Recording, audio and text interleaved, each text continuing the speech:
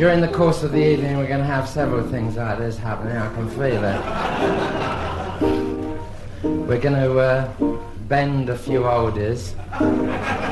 Nothing personal. Variations on themes you all know well, but we won't talk about that. I wear a dress with the bristles sewn in. Boom, boom, boom, boom. I sink a pint when I ought to sip gin. There's no flies on me, but you can see where they've been. And that's why the ladies are fake. Men try to date me, convinced I'm a Dane. They take me swimming, it does seem a shame. We get undressed and we're both built the same. Snap! Except that I'm built bigger. That's why the ladies are fake. When I perform, I act like a professional. After the show, this hair ain't there. I hang it up while I'm having my break. You've got to bridge the gap sometimes, darling. That's why the ladies are fake. When people ask what undies I wear, I just declare at once, why France, they call me Miss, but it should be mistake, and that's why the ladies are fake. If I'm accused of being a tot, I play it smart, that way they pay. I love the Navy, but never touch cake unless I make it myself. When I'm dragged up, all the feeling's immense, but I'll admit it, I'm right on a fence, because I can't use the ladies and I daren't use the gents, and that's why the broad is a fraud. Let me repeat, things ain't what they seem. It's like a dream. In bed I'm Fred. I find it safer to stay wide awake. Don't call me madam, this Eve's an Adam. That's why the ladies are fake.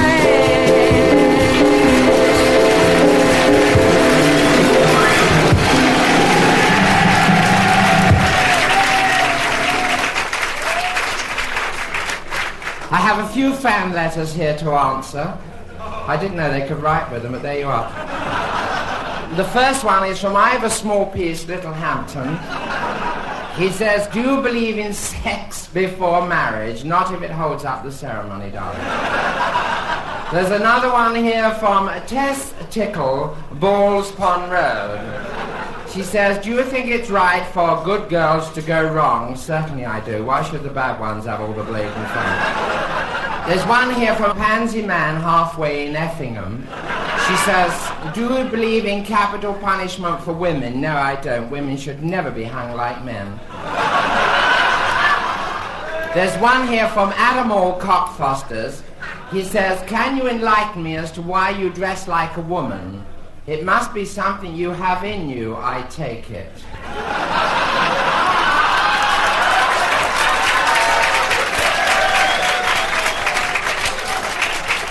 No comment. There's one here from Poppy Tupper, Welling. She says, dear Lee, my husband won't leave me alone. It's the same no matter what I'm doing. Before breakfast, after breakfast, before dinner, after dinner, before supper, after supper. What can I do? P.S. Please excuse shaky writing.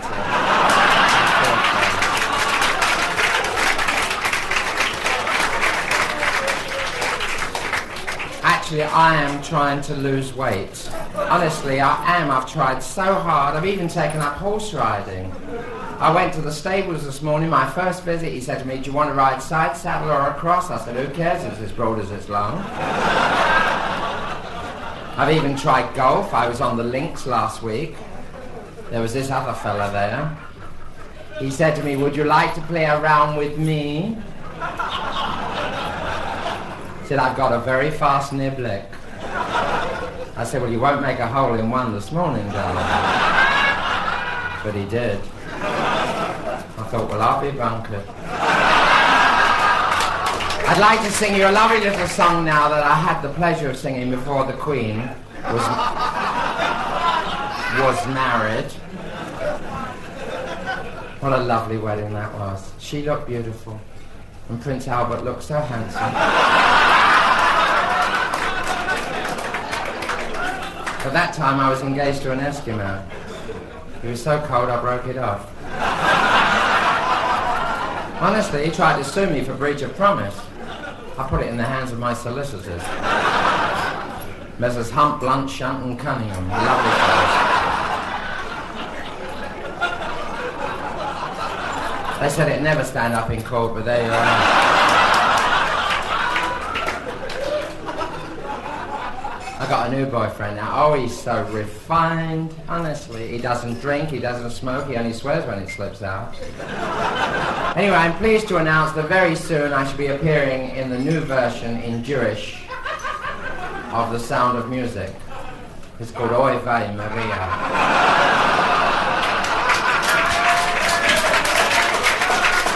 We're not having any nuns, we're having 200 rabbis. And what the hills are alive with is nobody's business.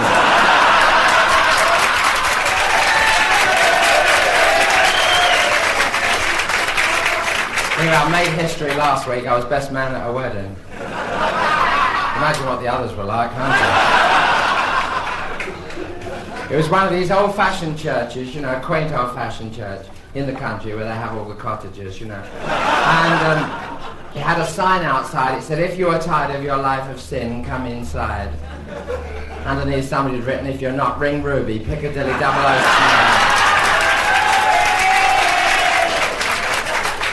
The vicar took one look at me. He said, I prayed for you last night. I said, silly boy, you should have phoned. But I didn't know what to give him for a wedding present. So I gave her a do-it-yourself kit. By the look of him, she'll have to. Do you know, my mum always said she didn't know what happiness was till she got married. Then it was too bleeding late. But I went shopping this afternoon down the market, and for the ladies in the audience, I would like to tell you there is a lovely new bra on the market. You must get it. It's called Titivation. And it comes in 3 sizes, egg cup, teacup, and my cup runneth over. I said to the chap, I said, how much are they? He said, 15 guineas. I thought I'd see him swing first. I just got back home and the doorbell rang.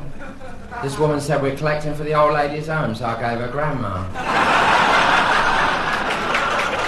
And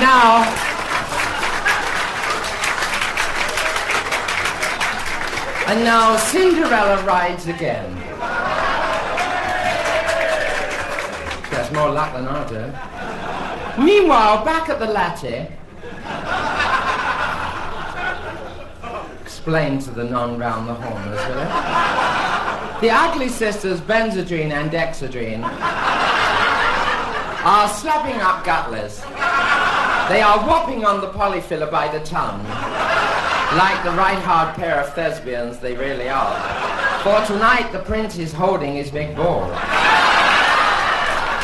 And they don't intend to miss it. After all, it only comes once a year. Off they go with their father, Squire Hardup. That name doesn't suit him a bit, because he's not really a hard man at all. In fact, he's as soft as chenille. They leave Cinders all alone in the kitchen, trying desperately to get the grease off her dish.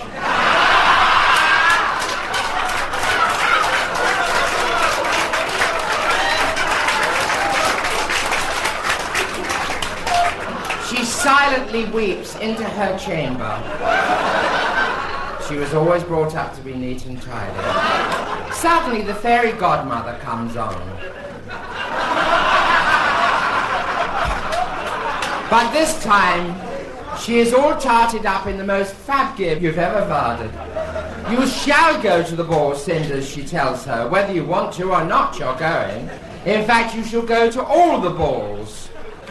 the prince's ball, the fireman's ball, the policeman's ball, the tramp's ball. In fact, from now on, your life will be nothing but a load of banquets.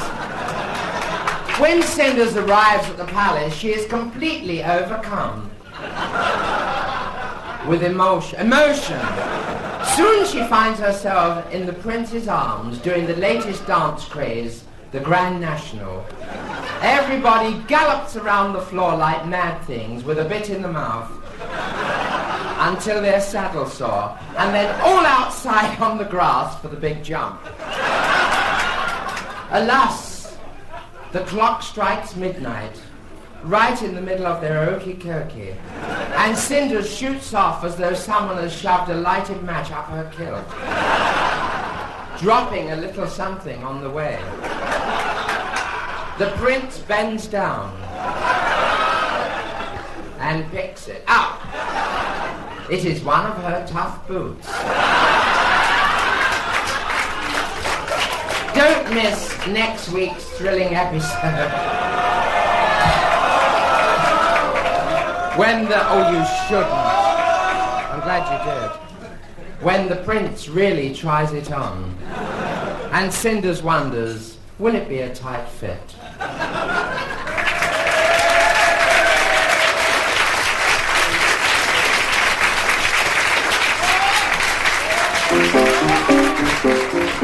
We'll do something a little more commercial for you. Let's go commercial. Let's go commercial. Let's tell the world how goodies are for sale. If a lady has got lovely legs and beautiful eyes, she should realize it pays to advertise.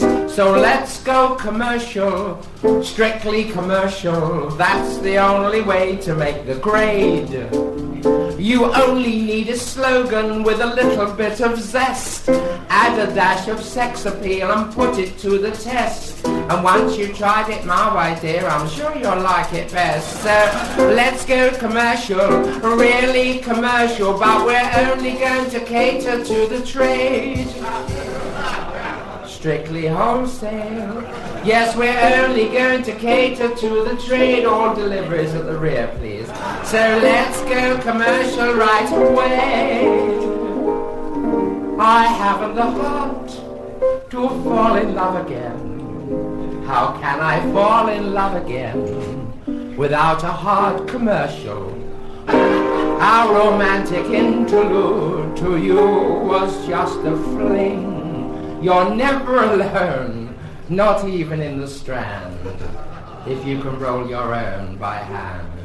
But to me it meant the world and everything. Are you aware of personal freshness? Or do your mates all call you Pongo? If so, use Nanty Poo and show them you're not to be sniffed at. I haven't the heart to fall in love again. I have a letter here from Miss Ida Down Beds. She says my boyfriend was always against me.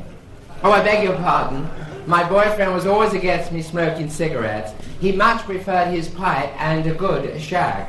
Our romantic interlude to you was just a fling. Use bubbles for all your soft and fine things. Remember, if you have a soft, fine thing, a daily dip in bubbles will bring it up a treat. But to me it meant the world and everything. Attention, all pussy lovers. Please don't neglect your pussies. Your pussy could be the envy of the whole neighborhood. You can give your pussy that fluffy look by using the new shampoo especially made for your pussies. It's called Shampoosie.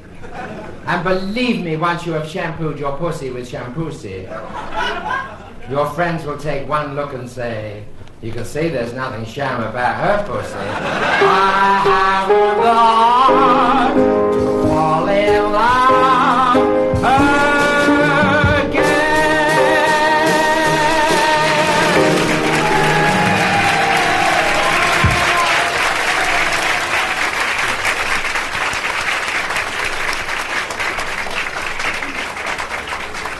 Ladies and gentlemen, these days you often hear the older generation telling you that they can't tell the girls from the boys. We've all got our problems, though. Dressed like this, I'm in no position to argue. I'd like to do a little number which I've written, which sums up the situation only too well.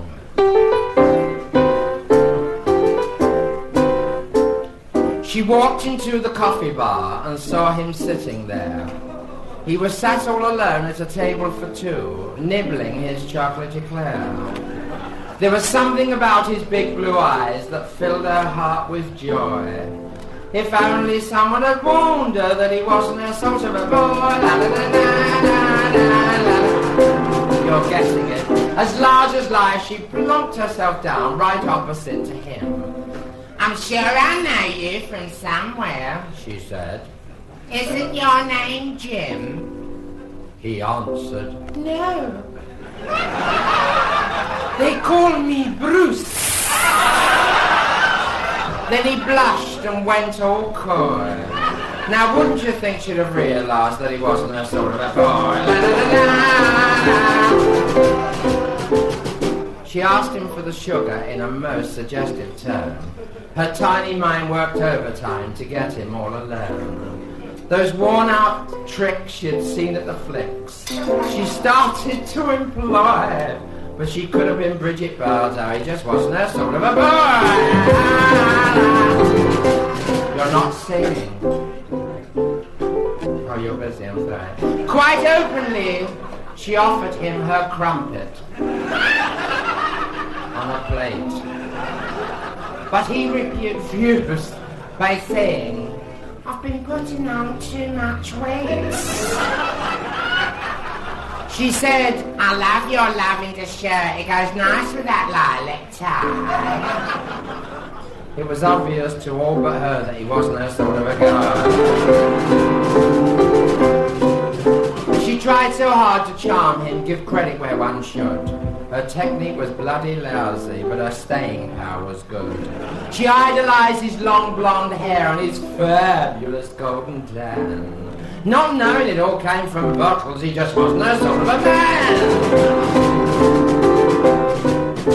To her it seemed quite natural to say, would you care for a filter tip fag? She puffed hers through a holder, which she wielded like a flag. But the length of his put hers to shame. And the colour made her choke, well, I mean cerise. You could tell without even looking that he wasn't her sort of a bloke. A half an hour more went by and he began to feel tired. But whenever he yawned, she thought of bed. And so was re-inspired. Just then a strange man appeared on the scene. And her dreams went poof!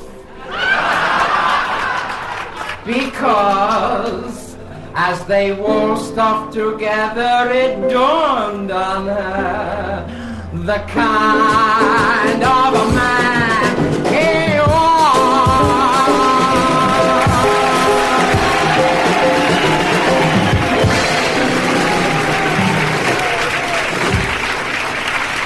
So anyway, I was telling you, on the way here tonight, I went into this restaurant just up the road here. It's a lovely place, sort of place where you can eat dirt cheap, you know.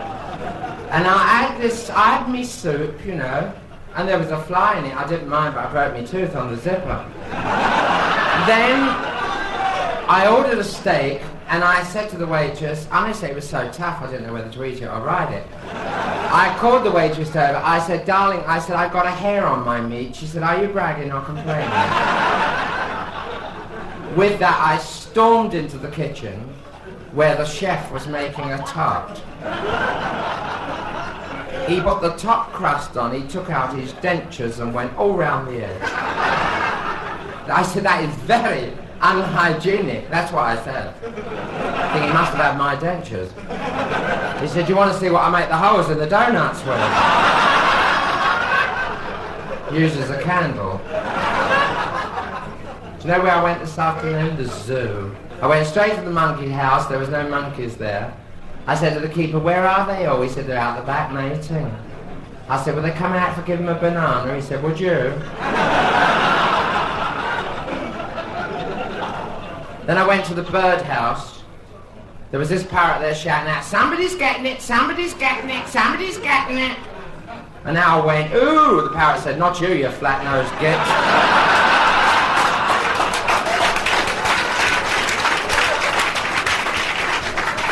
There was a couple standing next to me. This fella said to his girl, he said, would you like a parrot? She said, no, I prefer a cockatoo. My next door neighbour, she's mad on the Saint. She must be every night I hear her screaming, Roger Moore, Roger Moore, Roger Moore. Anyway, at the end of the summer I shall be doing a bit in Shakespeare. I love Old Bill, don't you? I do. I'm in A Midsummer Night's Dream taking bottom. You know, at last I feel I've got a part I can really get my teeth into, you know. Yeah. My agent wants to send me abroad. God knows what we'll do together. I hope she can play cards. I said to him the other way, I said, I get so depressed. He said, you shouldn't get all worked up over little things. I said, I don't. It's the big things that get on top of me. Somebody asked me when I was great to come on tonight. They said, how old are you? I said, I'm at the age where I know what I want. I can't get it, but I know what I want. He said to me, aren't you ugly? I said, I can't help my looks. He said, no, but you could stay indoors. Which is rather bold. Anyway, right now we're going to do a little number which I wrote especially for the Union Tavern. And I want you all to muck in. This is called audience participation. So that on the end of each line, you'll know when to come in. All right? You going to help me? Good. And it goes like this. There is a tavern in this town. Where they sell beer both light and brown. And every night the atmosphere is bright. They don't let nothing get 'em down. I beg your pardon.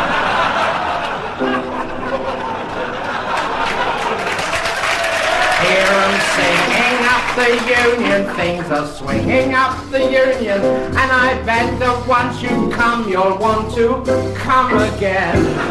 So bring your sister or your brother or your gal, bring your husband, bring the wife, or bring a pal. You may be fighting fit or feel a little queer, but you will find a welcome here.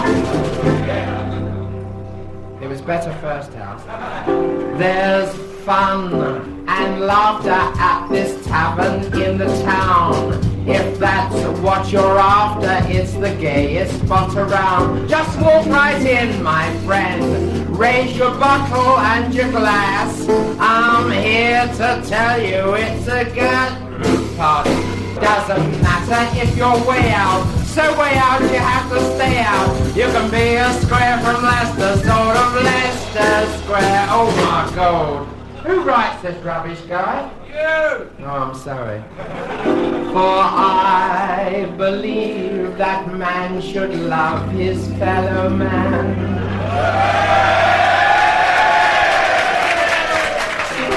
It's made the universe go round since time began. So open up your hearts. Grab your neighbor by the stomach